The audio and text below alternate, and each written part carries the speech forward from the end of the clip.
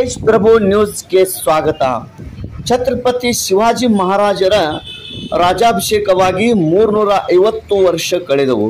ಈ ನಿಮಿತ್ತವಾಗಿ ಶಿವನೇರಿ ಕೋಟೆಯಲ್ಲಿ ಇರುವ ಅವರ ಪಾದುಕೆಗಳ ದರ್ಶನ ಸಲುವಾಗಿ ಶಿವನೇರಿಯಿಂದ ರಾಯಗಢ ಕೋಟೆ, ಪಂಢರಪುರಕ್ಕೆ ಹೀಗೆ ವಿವಿಧ ಕಡೆ ಆಗಮನವಾಗುತ್ತದೆ.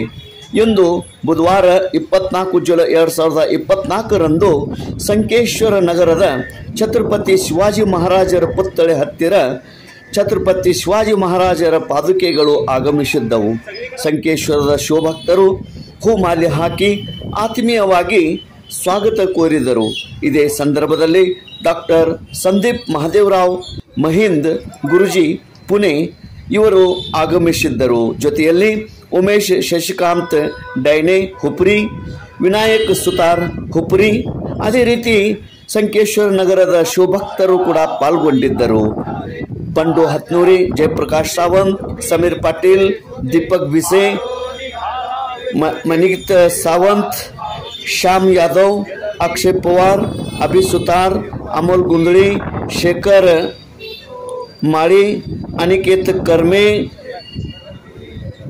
अमित सावंत, संदीप बांबरे, प्रमोद गुंजनवर, डॉक्टर सुप्रिया हवळ, पिंटू कार्यकार, मनोज परीट, नयन पवार, कीर्तिकुमार शहा ಮುಂತಾದವರು ಪಾಲ್ಗೊಂಡಿದ್ದರು.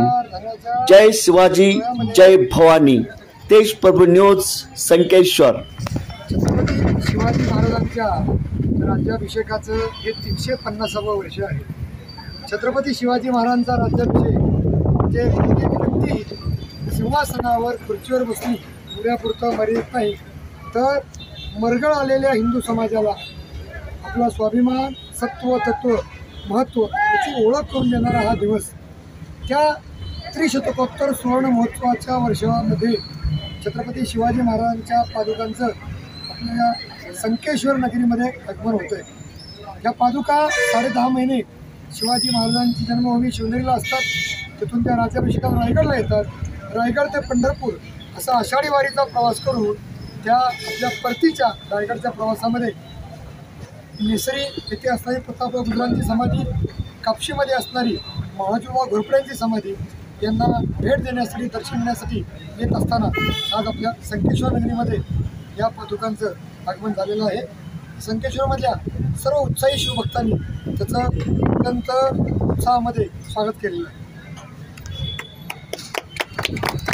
शिवाजी महाराज यांच्या पादुका आता गुरुजींनी सांगितल्याप्रमाणे रायगड ते पंढरपूर हा दिल्लीचा प्रवास वाटळे अंतर आहे.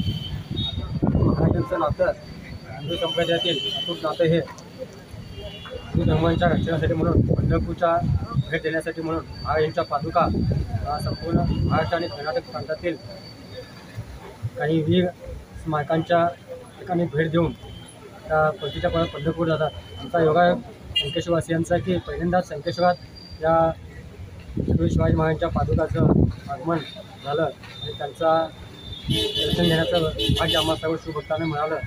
हे सर्व या गुरुजींच्या विनंती केला होता त्यांनी इथं आलं, त्याबद्दल मी सर्वप्रथम त्यांना, त्यांच्या सहकार्यांना मी धन्यवाद व्यक्त करतो.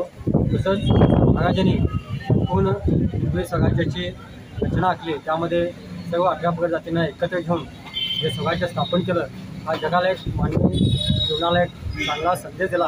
राजवट कसं असावी, राजकारभार कसा असावा, स्त्रियांचं रक्षण कसं असावं, या सर्व दृष्टिकोनातून छत्रपती शिवाजी महाराज हे जगातील एकमेव असे राजे होऊन गेले की त्यांची तुलना कुठल्याही जगातील कुठल्याही राजाबरोबर होऊ शकत नाही. कारण ते असे श्रेष्ठ व्यक्तिमत्व, देवाची देणगी, देवाची पर्वणी असे लाभलेले छत्रपती शिवाजी महाराज हे आमचं सर्वांचं भाग्य असं समजून त्यांचं दर्शन घेण्याचा आम्हाला योग मिळाला. त्याबद्दल हे सर्व शिवभक्ताच्या वतीनं सहकार्यांना वर्णन करून छत्रपती शिवाजी महाराज की जय. यापुढे छत्रपती संभाजी महाराज की जय. भारत माता की जय. भगवान ध्वज की जय. छत्रपती शिवाजी महाराज की जय. यापुढे छत्रपती संभाजी महाराज की जय. भारत माता की जय.